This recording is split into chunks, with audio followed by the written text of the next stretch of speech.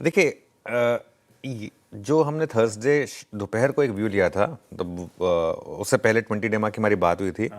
उसका वो कंफर्मेशन हमें थर्सडे की शाम को मिल रहा था, जब वो हायर हाई और हायर लो था, और तभी से हमने वो लॉन्ग का व्यू लिया था। आपको याद होगा, हम फ़ोन पे जुड़ा था मैं, और मैंने एक व्यू लिया था कि यहाँ से अब आप, क्योंकि कल के लो के स्टॉप लॉस के साथ वो जो आपने बोला 891, आप लॉन्ग रहें।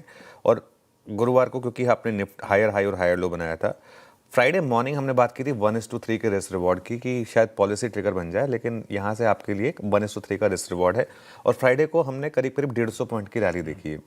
तो उसमें से वो 2:1 वाला तो प्ले आउट हो चुका है, अब एक 1:1 वाला बाकी है। अब फ्राइडे को वो जो पॉलिसी आई, डविश पॉलिसी, उसने रिवॉर्ड उन्हें किया जिन्होंने लॉन्ग में कंटिन्यू किया। अच्छा, एक चीज़ मैं आपको बताऊं आशीष, मैं ये बात हमेशा कहता हूँ, इवेंट में क्या होगा हमें पता नहीं होता, लेकिन अगर आप मार्केट के टेक्सचर को रिस्पेक्ट करें, टेक्निकल्स को रिस्पेक्ट करें, तो इवेंट्स जनरली फिर वो उसी फेवर में अलाइन होते हैं। जैसे 20 डेमा को मार्केट ने रिस्पेक्ट करा, बैंक निफ्टी ने एग्जैक्ट 20 डेमा से घूमा, और बैंक निफ्टी के लिए सबसे बड़ा क्यू पॉलिसी होता है, तो एक मोर और लेस सेंस रहती है कि वो इवेंट जो है वो आपके फेवर में ही आएगा।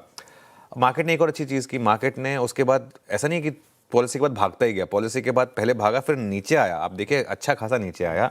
निफ्टी का खास तौर से चार्ट देखिए, ऑलमोस्ट हम फ्लैट लाइन में वापस आ गए थे, और उसके बाद हमने एक क्लीन रन दिखाया। तो अब करना क्या है, अब फ्राइडे के लो को आपको नया ट्रेलिंग स्टॉप लॉस बनाना है। अब आप उस 891 को भूल जाइए, वो अब बहुत पीछे रह गया है, उतना आपको नहीं रखना है।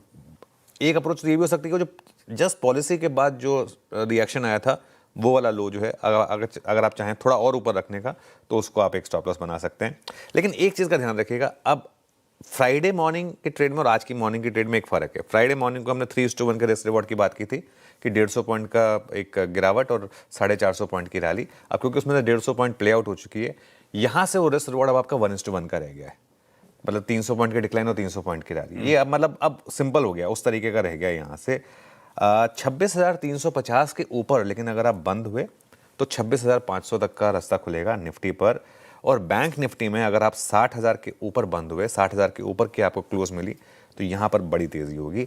बस एक चीज़ का ध्यान रखिएगा, और ये वीकेंड पे काफ़ी डिस्कशन भी हुआ है। इनफैक्ट वीकेंड पे मैं एक इवेंट में मैंने पार्टिसिपेट किया था, जा तो नहीं पाया था, मुझे जाना था लेकिन मैं जा नहीं पाया था क्योंकि थोड़ी सी तबीयत खराब थी, तो मैंने वर्चुअली अटेंड किया था उसको।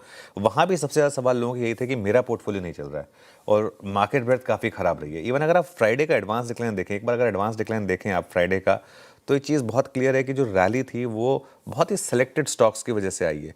एडवांस डिक्लाइन फ्राइडे को भी ख़राब था, 1186 बढ़ने वाले शेयर और 1752 गिरने वाले शेयर। तो ये जिसे कहते हैं ना एक हेटेड रैली, लोगों को गुस्सा आता है, हम ऑल टाइम हाई कर रहे हैं, मेरा पोर्टफोलियो चल नहीं रहा, मेरा पोर्टफोलियो 23-24 हज़ार पर है, आप ऑल टाइम हाई कर रहे हैं। बिल्कुल ये बात सही कह रहे हैं आप, लेकिन ये फैक्ट है।